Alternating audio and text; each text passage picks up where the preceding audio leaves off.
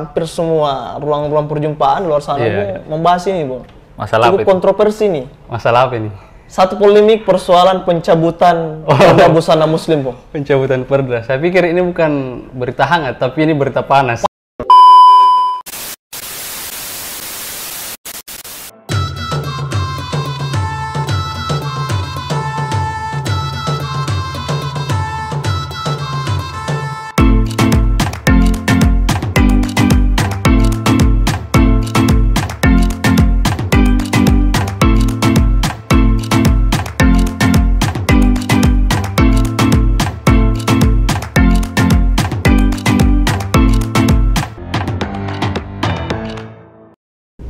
Assalamualaikum warahmatullahi wabarakatuh. Selamat siang dan salam sejahtera untuk kita semua. Berjumpa pada kesempatan yang berbahagia ini bersama saya Misbahuddin Nur. Dan tentu pada kesempatan berbahagia ini saya tidak sendiri. Di samping kiri saya sudah hadir salah satu tokoh muda yang dimiliki Kabupaten Maros, yang tentu akan bersama-sama berdialektika bersama kita di salah satu program yang menjadi andalan di Maros TV, program podcast Dialektika Warung Kopi. Dan saudara saya di samping kiri saya sudah sangat rapi cara duduknya ya, dengan style yang memang energik, muda. Beliau salah satu anggota DPRD Kabupaten Maros yang paling muda. Beliau Rahmat Hidayat SE. Assalamualaikum warahmatullahi wabarakatuh. Gimana kabar, Bung? Alhamdulillah sehat. Menarik. Perjumpaan kita pada kesempatan berbahagia ini tentu sangat berbahagia juga, apalagi anggota muda, anggota DPRD muda di samping kiri saya memang dikenal sebagai seseorang yang sangat humble juga. Salah satu anggota DPRD yang dimiliki Kabupaten Maros yang juga cerdas, bukan hanya berada pada posisi kursi di lantai Dewan Pasewang, tapi juga di luar sana beliau sangat eksis dengan menjadi pucuk tertinggi di struktur beberapa organisasi-organisasi besar di Kabupaten Maros. Oke, Bung, barangkali mungkin kita akan berdialektika. Baik. Ada beberapa hal yang tentu akan kita diskusikan sama-sama. Insyaallah. Apa yang menjadi kesibukan, Bung, di luar daripada menjabat sebagai anggota DPRD Kabupaten Maros? Ya, menjadi seorang ayah. Seorang ayah ya? Seorang ayah. Kemudian saya juga diberi amanah di luar daripada DPR baru-baru ini sebagai Ketua Pemuda Tani HKTI Kabupaten Maros. PT HKTI Kabupaten Maros? Kabupaten Maros. Pucuk tertinggi di organisasi itu, Bung ya? Yang mengurusi persoalan pertanian? Persoalan pertanian khususnya di anak-anak muda. Sebentar kita akan bahas, Bung ya? Siap. Oke, Bung, di luar sana banyak pemuda yang tentu menjadi bagian daripada daerah ini yang kemudian memilih beberapa jalan yang berbeda, Bung ya? Yang menarik, tidak banyak dari anak muda itu yang kemudian memilih jalan politik. Menjadi seorang anggota DPRD Kabupaten Maros. Karena sebelum menjadi anggota DPRD Kabupaten Maros, Bung, ada pertarungan di situ. Ada pertarungan. Apa yang menjadi alasan terkuat Anda sehingga memilih jalan politik, memilih menjadi seseorang anak muda yang kemudian bertarung untuk menjadi anggota DPRD Kabupaten Maros? Baik, alasan saya yang pertama-tama sebenarnya saya tidak punya basic politik sebenarnya. Tidak ada basic politik? Basic politik. Ayah saya sebagai pedagang di pasar, ya. Saya juga biasa ikut berjualan dengan ayah saya. Tetapi pada momentum kemarin di 2018 itu ada tahapan pencalonan anggota DPRD Kabupaten Maros legislatif. Jadi saya coba melihat di situ ada peluang bagi saya. Sebenarnya niat saya hanya mau coba-coba. Hanya coba-coba. Sebenarnya hanya coba-coba, dan di situ saya pikir ada peluang. Kenapa saya pikir ada peluang?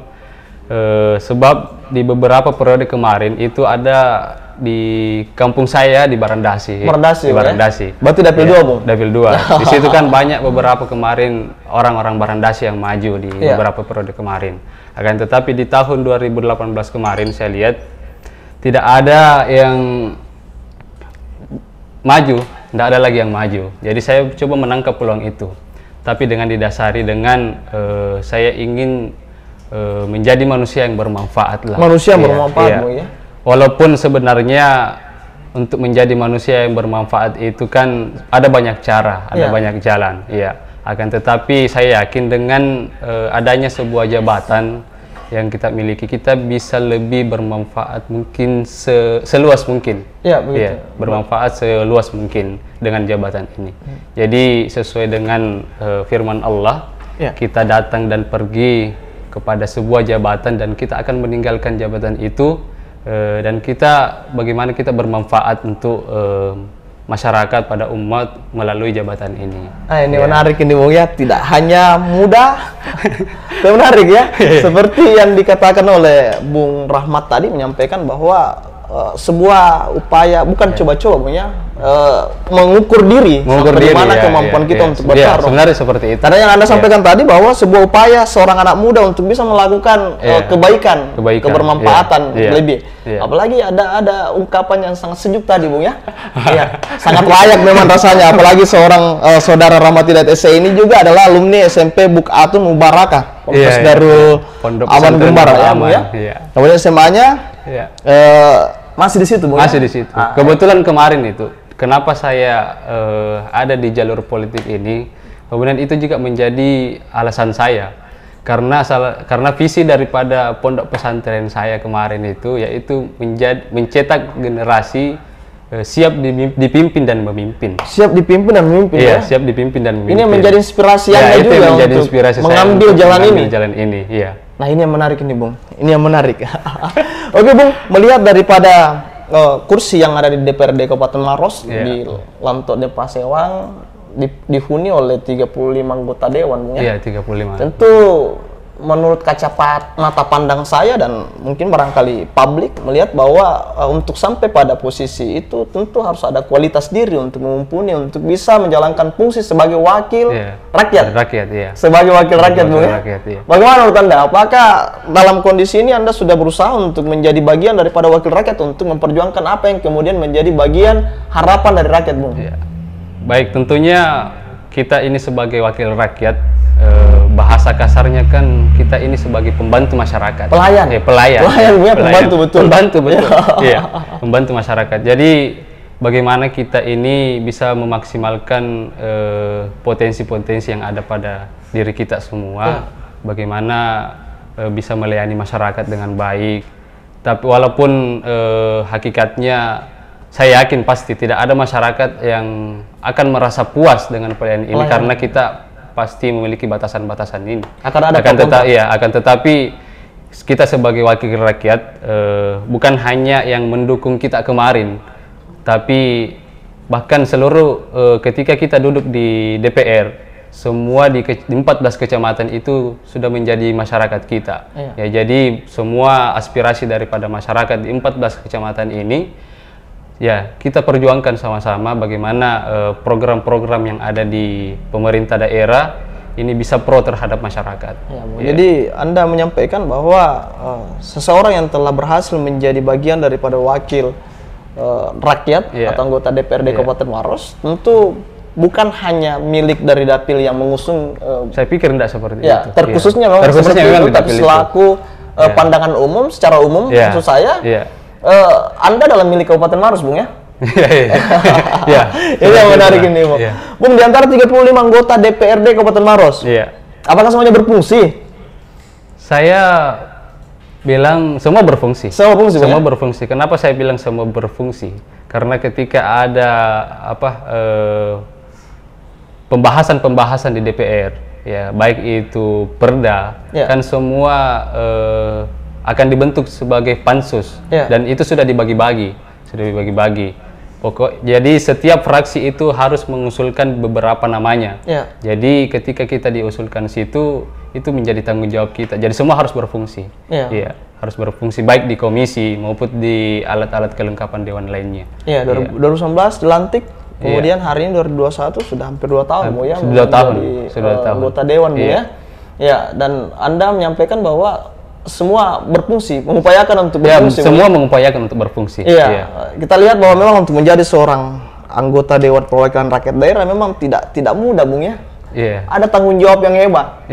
Ada beban juga ya, Bung ya. Jadi saya pikir beban itu, tanggung jawab itu harus ditanamkan dalam diri kita masing-masing.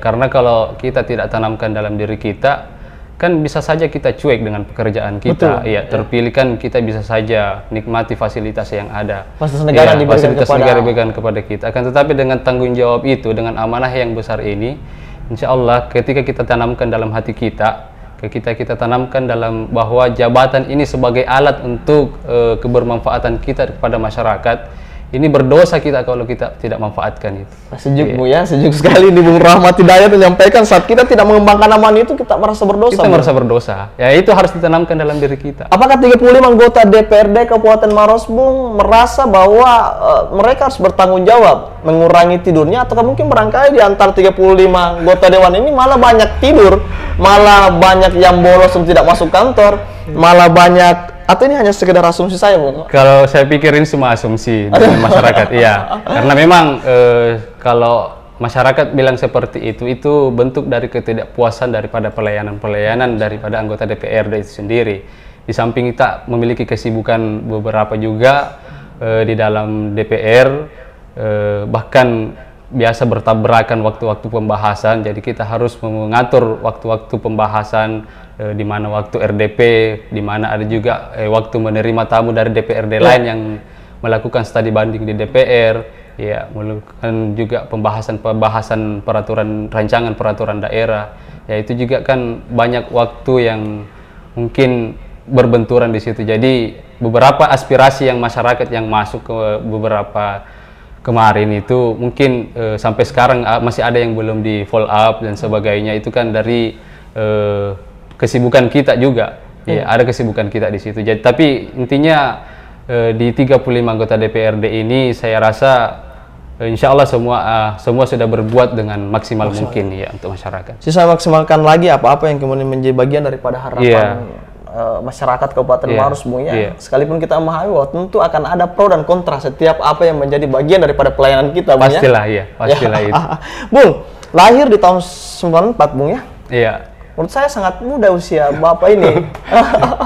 Ketimbang beberapa anggota-anggota Dewan Perwakilan Rakyat Daerah Kabupaten Maros ini yang mohon maaf, saya melihat ada beberapa yang telah berusia lebih daripada 40 tahun, Bung. 40 tahun. Menurut Anda, Bung? Menurut Anda ini?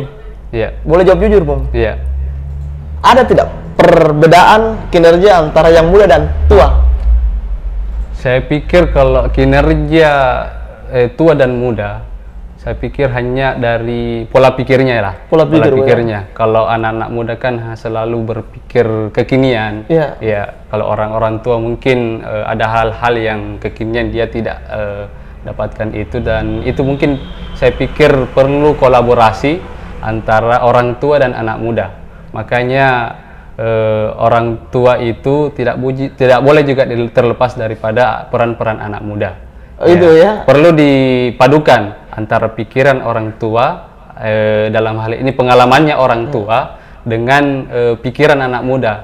Ya, jadi harus ada kolaborasi. Harus ada kolaborasi untuk melahirkan sebuah upaya melahirkan solusi terbaik. Ya, solusi terbaik. Di antara hal-hal yang dihadapi di Kabupaten Maros. Nabi juga bilang begini, hiduplah engkau sesuai dengan zamanmu. Iya. Hiduplah engkau sesuai dengan zamanmu. Jadi saya pikir ketika ada mungkin aturan yang mau dibuat, kan mungkin orang tua itu tidak pikirannya tidak kekinian mungkin ya, kekinian. Jadi kita harus ada di situ. Harus menyuarakan itu. Begini maunya anak-anak muda, anak-anak milenial. Gitu, Bung ya? Ya, kita lebih memberikan pesan suara-suara anak muda. Di tahun 2024 ini, Bung, seperti yang kemudian Anda sampaikan tadi bahwa setiap manusia itu punya zaman, Bung ya? Punya zaman. Menurut Anda bahwa di tahun 2024 di tahun 2021 sampai 2024 ini apakah memang diperlukan zaman yang usianya usia yang sudah tua, atau memang usia yang muda untuk mengambil peran-peran sentral itu, Bung? Saya berharap anak-anak muda khususnya di Kabupaten Maros mempunyai inisiatif untuk melakukan atau ikut mengambil berperan di situ. Berperan di situ. Karena kenapa kita sudah tahu semua bahwa sekarang kan sudah di zaman 4.0, di mana usia produktif itu lebih besar lagi daripada usia yang tidak produktif. Jadi sekarang waktu namanya anak-anak muda ya. Waktu anak-anak muda ya. Jadi saya berharap ke depan anak-anak muda mau mengambil kontribusi, mau mengambil peran, akan tetapi dalam proses yang jelas. Dalam proses yang jelas. Bukan hanya berperankan dalam artian bisa saja apa saja yang bisa dilakukan kan, tapi ini dengan proses yang jelas, mungkin terjun di dunia politik, Ya, seperti ini. Ya. Harus berani untuk sampai harus berani di pertarungan untuk merebut kursi di. Ya, saya pikir harus berani. Ya, karena begitu sekarang kan lebih banyak usia produktif. Ya. Jadi aturan-aturan yang dibutuhkan mungkin lebih banyak kepada yang dibutuhkan kepada masyarakat yang berusia produktif. Iya. Ya.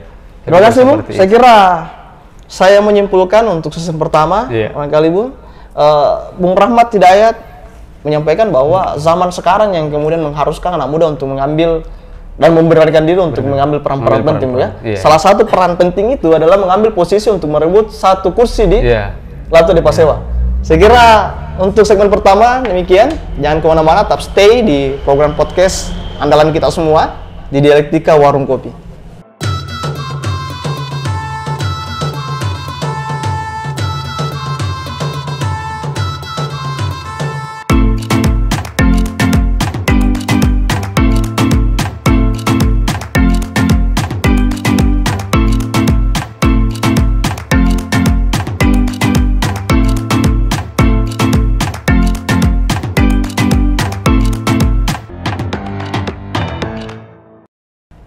Baik pemirsa Marus TV dimanapun berada, kita masih di acara Dialektika Warung Kopi, masih bersama saudara saya Bung Rahmat Hidayat, anggota Dewan Perwakilan Rakyat Daerah Kabupaten Maros, anggota Dewan Muda ya. Oke, Bung Rahmat, masih semangat? Semangat ya? Iya, anak-anak muda harus semangat. Harus tetap semangat, Bu ya? Semangat. Untuk lebih semangatnya, silakan dikecup dulu kopinya, Bu. Oh, iya. Saya iru-iru dulu kopinya. Jadi kita kenal memang Bung Rahmat ini adalah satu anak muda yang sangat terasa ya, apalagi bahasa Makassar masih dilontarkan. Beliau sangat menegaskan bahwa Maros ini tetap dijaga identitasnya. Harus. Salah satu cara kita menjaga identitas itu adalah merawat bahasanya ya. Iya. Bung, menarik. Baru-baru ini yang cukup hangat, hampir semua ruang-ruang perjumpaan luar sana membahas ini, Bung. Masalah cukup kontroversi nih. Masalah apa ini? Satu polemik persoalan pencabutan perda busana muslim, Bung. Pencabutan perda. Saya pikir ini bukan berita hangat, tapi ini berita panas. Panas. Apalagi Anda adalah salah satu anggota Dewan Muda yang terlibat di sini. Anda ketua pansus ya? Saya sebagai ketua pansus. Ini menarik ini, Bung. Bung, perda yang kemudian ditetapkan di tahun 2005, Bung ya, kalau tidak salah. Perda nomor 16 tahun 2005. Bung. Persoalan berpakaian muslimah. Iya. Ya Bung, semua kita bicara persoalan polemiknya, Bung. Saya ingin barangkali mungkin Bung Rahmat Hidayat untuk menyampaikan ini apa sih yang menjadi bagian urgensi daripada perda ini di tahun 2005 itu, Bung? Di perda perda nomor 16 tahun 2005 ini terkait dengan tata cara berpakaian muslim dan muslimah. Iya. Di sini diatur yang diwajibkan dalam perda ini yaitu pegawai dalam lingkup pemerintahan daerah, yang diwajibkan. Kemudian yang kedua adanya himbauan kepada masyarakat untuk membiasakan diri untuk berpakaian muslim dan muslimah. Ya, begitupun dengan ketika saat beracara dengan mengedepankan nilai-nilai keagamaan. Ya, di situ diatur dalam perda itu. Nah, tetapi kemarin pada pencabutan perda, jadi sebenarnya ada 29 perda yang mau dicabut. Ya, salah satunya adalah. Tapi yang panas memang ini karena ini yang menyentuh dengan masyarakat. Cukup sensitif, sangat sensitif. Awalnya sih ketika pembahasan saya sudah wanti-wanti. Bahkan saya mengatakan kepada Kabak Hukum bahwa kenapa perda ini ada dan mau dicabut. Saya meminta alasannya. Ke depan saya pikir kalau ini sudah sampai didengar di luar, ini akan menjadi panas. Dan kita lihat kemarin, memang panas ini. Kenapa perda ini menjadi panas di masyarakat? Jadi begitu kemarin ketika mau dicabut, sebenarnya masyarakat dengan anggapannya bahwa ketika perda ini dicabut, semua masyarakat disuruh buka jilbab. Saya tanggapannya masyarakat seperti itu. Padahal ini kan tidak seperti ini. Jadi Kabak Hukum kemarin memberikan alasan kenapa perda ini mau dicabut. Pertama, beberapa kali ketika ada rapat koordinasi dengan pemerintah pusat. Bu, ini salah satu perda yang selalu disoroti oleh pemerintah pusat. selalu disoroti. Karena terkait dengan kewenangan keagamaan itu kan bukan lagi kewenangan kita di kabupaten, daerah, ya, bukan kewenangan pusat, tapi kewenangan pusat ya, mengenai dengan keagamaan. Ya. Kemudian yang kedua, adanya payung hukum dalam perda ini itu sudah tidak berlaku lagi. Ada 2 di situ, payung hukum sudah tidak berlaku lagi. Kemudian beberapa juga Komnas Perempuan yang menyoroti ini, menyoroti katanya kalau terlalu seperti ini kan bisa melanggar hak asasi manusia. Ya, Komnas ini menganggap bahwa terlalu terikat, Bung, ya? Ya, terlalu terikat, iya. Pada intinya saya juga kita ini di DPR sebenarnya cukup dilema juga sih, cukup dilema karena di sisi lain kita ini perwakilan masyarakat, harus mendengar daripada aspirasi masyarakat, ya. Dan ketika ribut kemarin, masyarakat juga mempertanyakan kepada kita ini barang, kenapa bisa perda ini mau dicabut, mau dicabut, apakah kita mau ditelanjangi lagi, mau ditelanjangi. Padahal saya pikir tidak seperti itu, tidak seperti itu. Masyarakat Maros pada umumnya busana muslim ini alhamdulillah sudah menjadi budaya kita di masyarakat Maros, ya. Saya pikir tanpa adanya perda ini masyarakat Maros sudah melaksanakan daripada perintah agama ini untuk menutup aurat. Kita bisa melihat di masyarakat pada umumnya bagaimana perlakuan masyarakat, bagaimana kelakuan masyarakat khususnya wanita, selalu menutup aurat, bahkan bukan dalam di kegiatan formal atau pada saat beracara saja, tetapi dalam kesehariannya ini sudah melakukan berbusana muslimah lah. Iya. Baik kita jumpai di pasar-pasar dan sebagainya. Iya. Sudah sangat kurang rasanya kita mendapatkan wanita-wanita yang tidak berhijab sekarang. Iya. Jadi saya pikir tapi perda ini saya pikir dengan dilematisnya juga ini kita semua sepakat, karena ini kan kita sebagai perwakilan masyarakat mendengar daripada aspirasi daripada masyarakat ini, perda ini tidak dicabut. Tidak dicabut. Tapi ada ke depan rencana mungkin kalau bisa perda ini akan direvisi kalau bisa. Jadi undang-undang yang payung hukumnya yang tidak berlaku dalam undang-undang ini akan kita ganti, kita carikan payung hukum yang berlaku pada saat ini. Tetapi juga sangat sulit rasanya ketika kita mau revisi, tetapi seperti saya katakan tadi bahwa keagamaan bukan lagi menjadi kewenangan kita, kewenangan daerah, dan ini menjadi kewenangan pusat. Ya, jadi kemarin saya menyimpulkan sebagai ketua Pansus bahwa khusus Perda nomor 16 tahun 2005 ini terkait dengan busana muslimah, busana muslim dan muslimah itu dikeluarkan saja dari perda yang akan dicabut. Jadi perda yang akan dicabut hanya 28. Jadi Perda 2016 nomor 2005 ini tetap dipertahankan, dan kita lihat ke depannya kalau ada jalan direvisi ya kita revisi. Berarti status daripada perda ini dia tidak dicabut, Bung, ya? Tidak dicabut. Ya, tapi diamankan menurut saya. Diamankan. Supaya tidak berpolemik lagi. Tidak berpolemik lagi. Tapi akan menjadi persoalan lagi, Bung, saat pusat lagi yang kemudian menilik nantinya dan kembali dipersoalkan. Persoalannya? Ya, maksudnya saya ketika pusat yang kemudian menganggap bahwa perda ini belum dicabut atau belum dicarikan cara untuk penyelesaian, tentu nantinya akan dipersoalkan lagi. Ya, saya sudah memberikan masukan kepada Kabak Hukum bahwa kemudian kemarin juga kita sudah melakukan diskusi publik dengan para tokoh agama yang ada di Kabupaten Maros, itu mengundang dari organisasi-organisasi agama Islam yang ada di Maros. Ini bahwa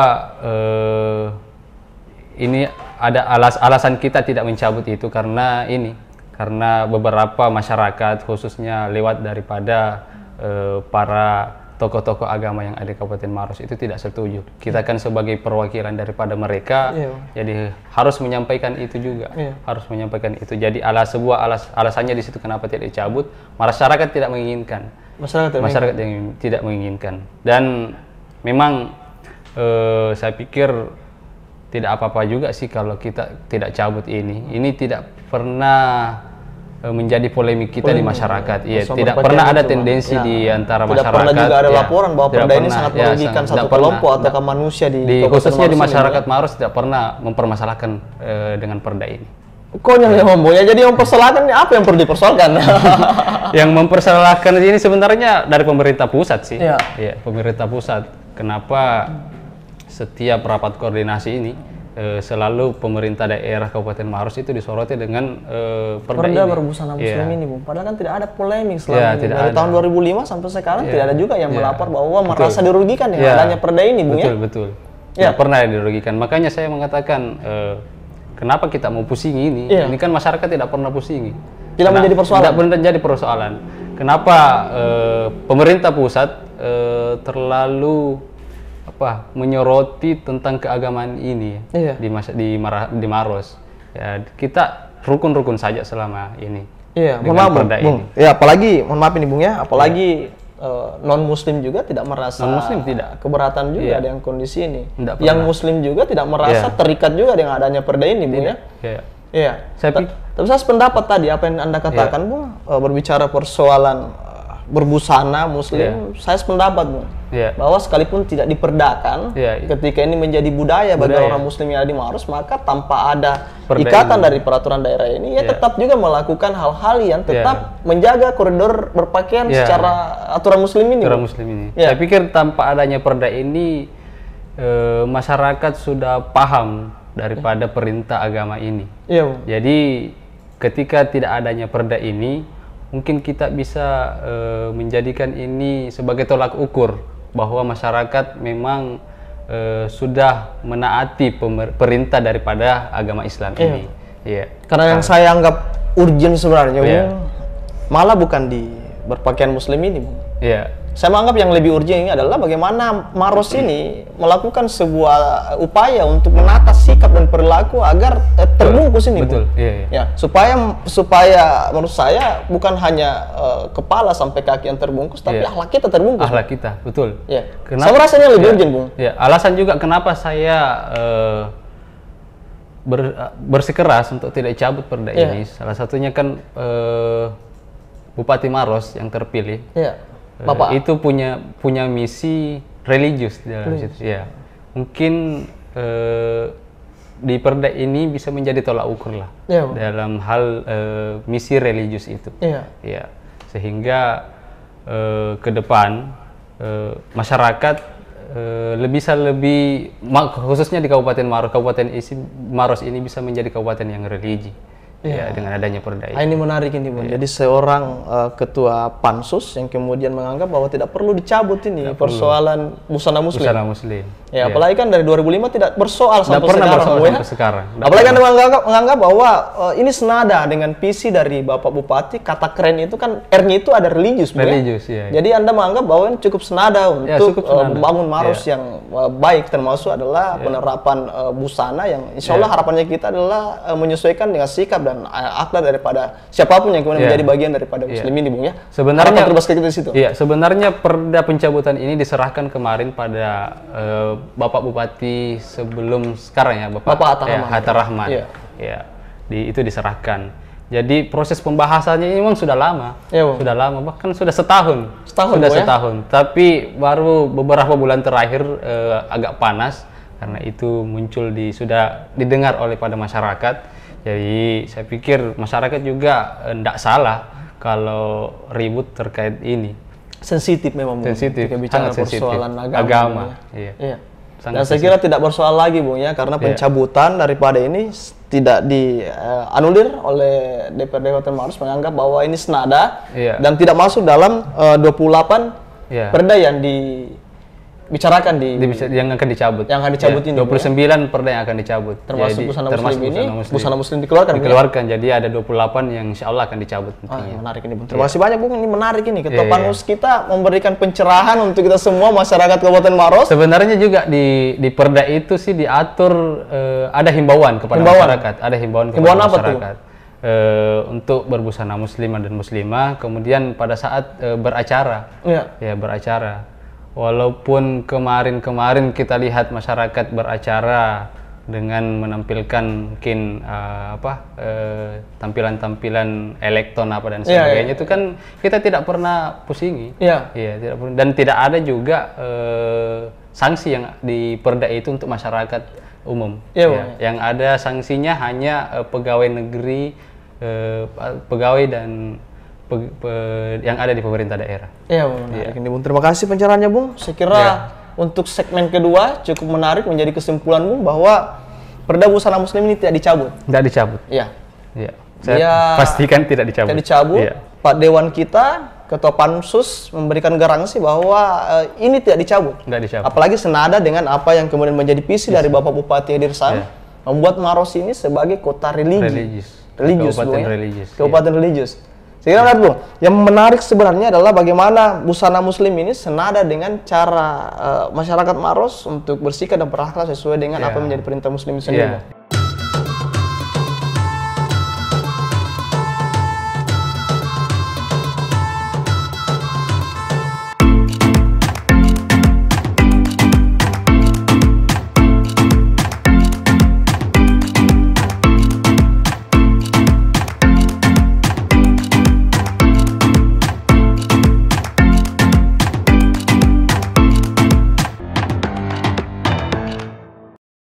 Baik pemirsa Maros TV dimanapun berada, masih di acara Dialektika Warung Kopi, dan tentu juga masih bersama saudara saya Bung Rahmat Hidayat SE. Dan sangat menarik rasanya, di segmen pertama kita sudah membahas banyak hal. Di segmen kedua juga kita sudah membahas persoalan pencabutan perda busana muslim yang tidak dicabut. Dan menarik di segmen ketiga ini melihat Bung Rahmat bukan hanya sebagai anggota DPRD Kabupaten Maros, menjadi representasi daripada anak muda Kabupaten Maros, tapi di luar sana beliau juga adalah bagian daripada struktural dari pemuda tani HKTI. Beliau adalah ketua PT HKTI Kabupaten Maros. Dan tentu yang menjadi persoalan juga di Kabupaten Maros adalah banyak persoalan-persoalan hebat yang agak susah untuk kita carikan solusi nih, Bung. Berbicara persoalan petani dan kesejahteraan petani. Bung, apa yang menjadi prinsip utama organisasi ini dan apa akan Anda lakukan sebagai ketua dari pemuda tani HKTI untuk menjawab segala bentuk persoalan-persoalan petani yang ada di Kabupaten Maros?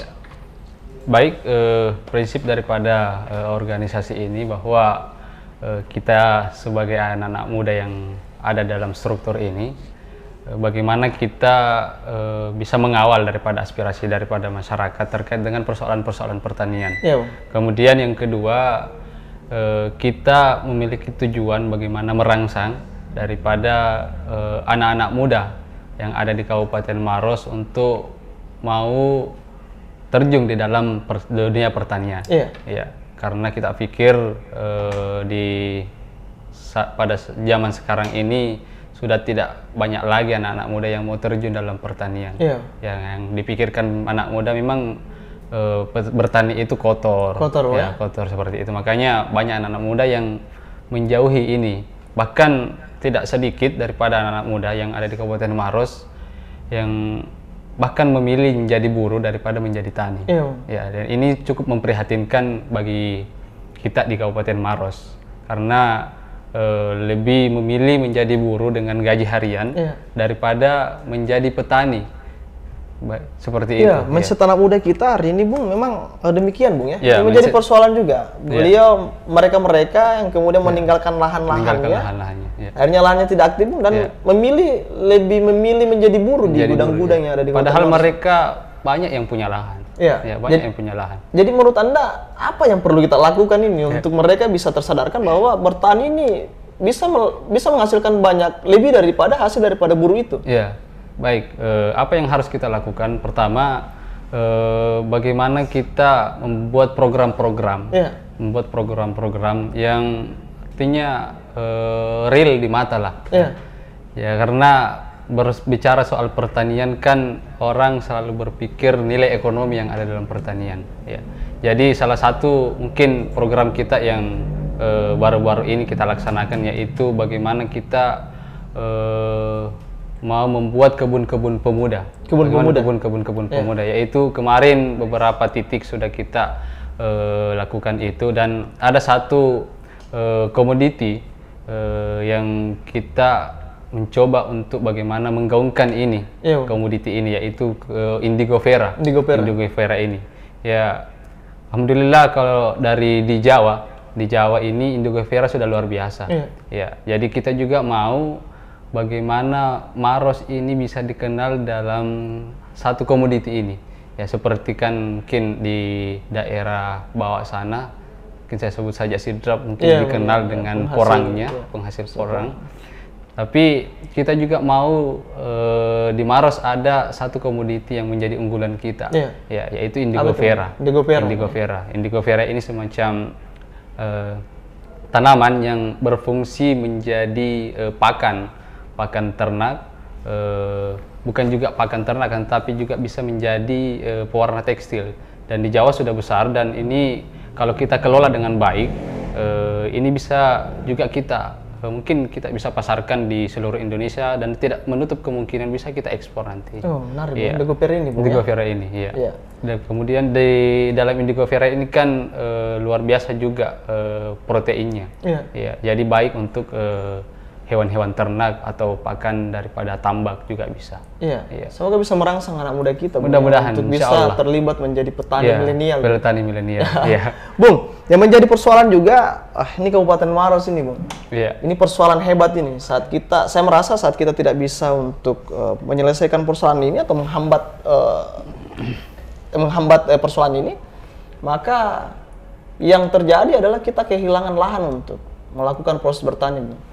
Kenapa saya katakan demikian, Bung? Hampir di semua kecamatan yang ada di Kabupaten Maros, pengembangan perumahan itu sangat hebat, Bung. Sangat luar biasa. Sangat luar biasa, Bung. Ini mengancam kita punya lahan, Bung. Apalagi saya melihat lahan yang tidak aktif dibangun beton-beton, Bung. Lahan yang biasanya panen 2 kali dalam setahun juga dibangun beton, Bung. Lahan yang kemudian biasanya panen 3 kali setahun juga dibangun beton-beton, Bung. Dan ini bersoal, Bung. Ini diatur dalam undang-undang bahwa saat ada sebuah pengembangan di luar dari pertanian yang kemudian memakai lahan petani, saat dia menghancurkan lahan yang tidak aktif itu, maka dia harus menggantikan 1 kali luas lahan tidak aktif itu.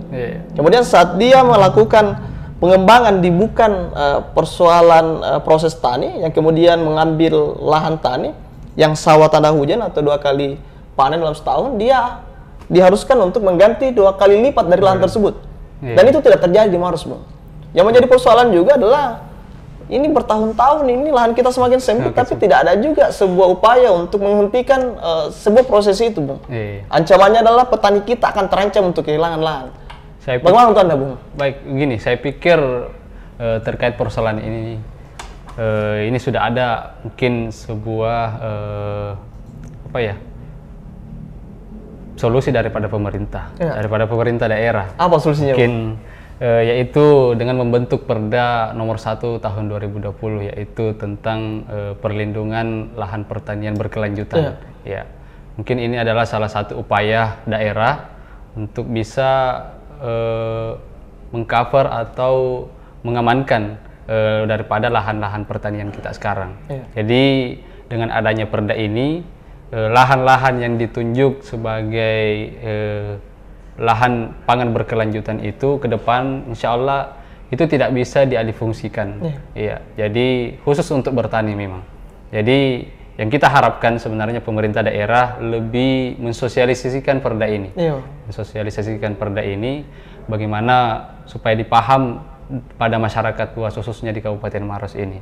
Kemudian kami juga berharap pemerintah daerah ketika adanya perizinan di pengembangan seperti baik itu perumahan ataupun tanah-tanah kafling ataupun pembentukan sebuah perusahaan, saya pikir pemerintah harus tegas itu. Adanya lahan-lahan yang digantikan ketika membuat pada lahan yang produktif. Saya pikir saya tekankan mungkin pemerintah harus lebih tegas, Iya. ya, dengan menerapkan juga Perda yang sudah dibuat kemarin, Perda nomor 1 tahun 2020. Tahun 2020 Iya. ya. Nah sementara realitanya Bung, banyak lahan-lahan kita yang kemudian dipaksa untuk dijadikan beton tapi tidak ada gantinya Bung. Menurut Anda kira-kira selaku Ketua PT HKTI yang juga anggota Dewan Perwakilan Rakyat Daerah Kabupaten Maros, kira-kira apa yang perlu dipesankan untuk masyarakat Kabupaten Maros untuk masyarakat ini ikut andil untuk membantu kita untuk menjaga lahan pertanian yang ada di Kabupaten Maros, Bung? Saya pikir saya berharap kepada masyarakat juga jangan hanya berpikir pendek, tapi kita perlu berpikir panjang tentang anak-anak kita, cucu-cucu kita ke depan, bagaimana bisa hidup bisa hidup di dunianya sendiri, bisa hidup di rumahnya sendiri. Kan sangat sulit rasanya ketika kita sudah bersanak keluarga, kan, tapi untuk mempunyai rumah saja itu sangat susah karena kita berpikir secara instan, berpikir secara instan. Kita diiming-imingi oleh mungkin pengembang dengan harga yang mungkin agak memadai, kan, tapi pola pikir masyarakat, kembali kepada pola pikir masyarakat juga. Ya, jadi kita tidak boleh berpikir pendek, kita juga harus berpikir ke depan terkait dengan keberlangsungan hidup anak-anak cucu kita. Kemudian saya juga berharap pemerintah daerah harus mempertegas dengan adanya peraturan daerah ini, ya, terkait dengan lahan pertanian berkelanjutan. Ya, menarik ini, Bang. Terakhir Bung ya. Apa urgensi dari rel kereta api yang kemudian melintasi Maros ini, Bung, untuk petani menurut Anda? Saya sebenarnya, kalau saya ditanya secara pribadi, jawaban saya secara pribadi, saya agak-agak prihatin sebenarnya, karena walaupun saya belum tahu dampak sebenarnya ini seperti apa. Yang saya prihatinkan ini dampak-dampaknya ke depan, karena kita tahu rel kereta api ini melintang dari cukup jauh, cukup panjang, dan dominan adalah lahan tani yang dijadikan rel kereta api. Yang saya takutkan di sini adanya mungkin terkait dengan pengairan. Mungkin bisa saja dulunya sawah ini produktif, akan tetapi dengan adanya rel kereta api bisa menjadi tidak produktif karena terkait dengan air lagi. Tidak ada garansi dari pembangunan ini untuk menjaga produktivitas dari petani itu untuk seperti sedia kala. Sampai sekarang saya belum dapatkan itu ya, tapi mudah-mudahan pikiran negatif saya ini tidak terjadi lah. Semoga. Ya, karena kita berpikir dengan yang melintang ini di lahan-lahan pertanian kita, yang mudah-mudahan tidak sampailah. Yang saya takutkan sebenarnya begini, mungkin ada lahan yang kebanjiran, itu kelebihan air, dan di satu sisi mungkin ada juga yang memang tidak ada airnya dengan adanya kereta api ini. Saya takutkan seperti itu, karena daripada pembangunan ini kan belum ada sosialisasi dampak lingkungannya dan sebagainya. Bentuk keprihatinan dari seorang Ketua PT HKTI yang juga anggota Dewan Perwakilan Rakyat Daerah Kabupaten Maros, yang sangat prihatin dengan kondisi ini. Harapan kita, Bung, saya mewakili masyarakat, bahwa apapun itu yang kemudian mengancam daripada berkehidupan dari petani yang ada di Kabupaten Maros, maka tidak ada alasan untuk kita tidak memperjuangkan itu, Bung. Betul. Bentuk daripada perjuangan ini, kita mengagendakan rapat dengar pendapat dengan beberapa stakeholder, baik juga daripada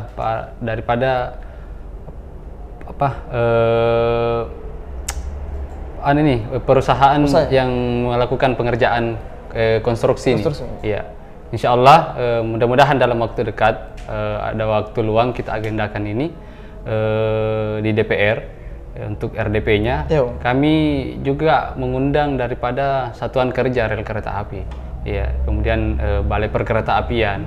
Kami mau mendengar dampak-dampak lingkungan ke depannya, kira-kira seperti apa dampak-dampak lingkungannya. Jadi ini sebagai bentuk perhatian kita. Iya. Pesan saya Bung, petani kita harus dijaga dan dilindungi Bung ya. Ya harus dijaga dan harus dilindungi. Nah ini terkait dengan masalah perut. Perut Bung, Iya, dan iya. anak cucu kita. Dan Bung, anak cucu kita ke depan. Kalau kita tidak jaga ini, kita mau hidup di mana? Ya? Iya Bung. Kita ini punya lahan pertanian yang luas. Ya.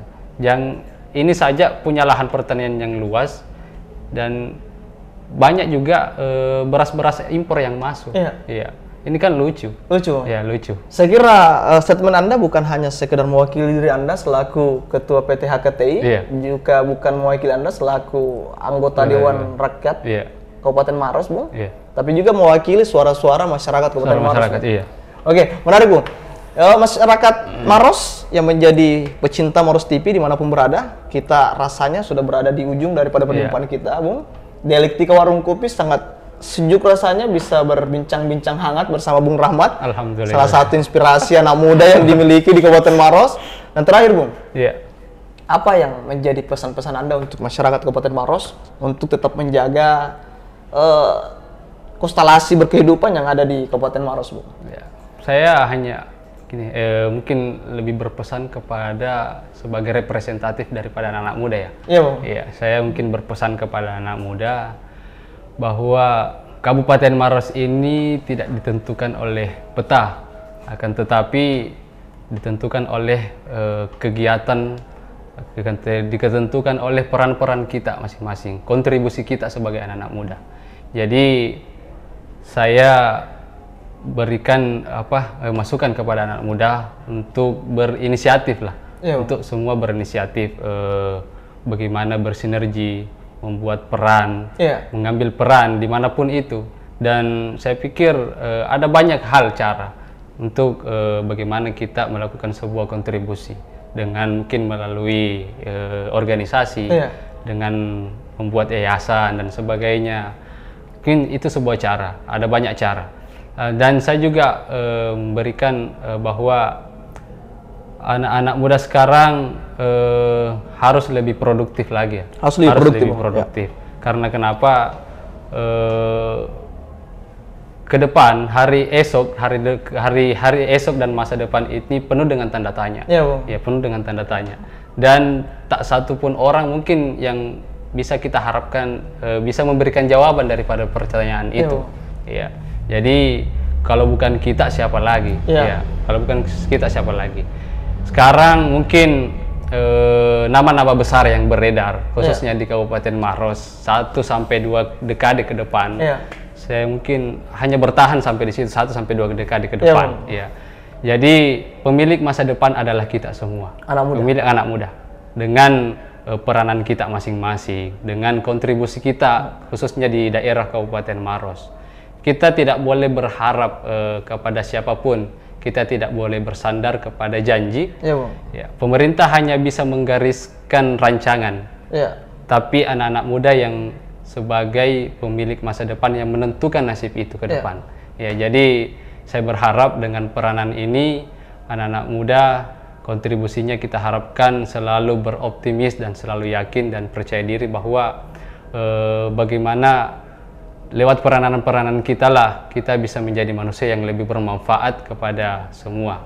Karena sejatinya sebaik-baik manusia itu adalah manusia yang bermanfaat bagi kita semua. Khairun nas anfa'uhum linnas.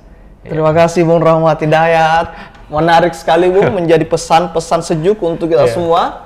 Masyarakat Kabupaten Maros terkhusus anak muda Bung ya. Apalagi satu kalimat yang saya petik Bung, bahwa anak muda harus mengambil peran untuk berkontribusi Bung. Salah satunya adalah sesuai dengan pesan Anda di segmen pertama tadi Bung, adalah mengambil peran jalan politik. Karena hanya salah satunya itu salah satunya Bu ya. Salah satunya karena hanya anak muda yang tidak gampang ngantuk saat rapat paripurna. Begitu ya. Oke, masyarakat Kabupaten Maros dimanapun berada, demikian perjumpaan kita di Dialektika Warung Kopi. Saya Misbahuddin Nur sangat memohon maaf atas segala salah-salah kata. Besar harapan kami dari Dialektika ini bisa melahirkan banyak hal, termasuk adalah inspirasi berkehidupan untuk masyarakat Kabupaten Maros dan masyarakat Indonesia khususnya. Bung Rahmat Hidayat, alhamdulillah. Terima kasih juga sudah diundang di sini. Baik, kita yang berbagi nih Bung. Baik, ada satu pesan saya. Kalau keberadaan kita di masyarakat tidak bisa ada rasanya, saya pikir kopi ini jauh lebih baik daripada kita sebagai manusia. Gitu ya? Jadi kita harus lebih bermanfaat lagi. Harus ada rasa di masyarakat. Harus bermanfaat. Ya. Dan saya pamit undur di depan Anda dari saudara saya, Rahmat Hidayat. Sampai jumpa di perjumpaan dialektika warung kopi selanjutnya. Terima kasih.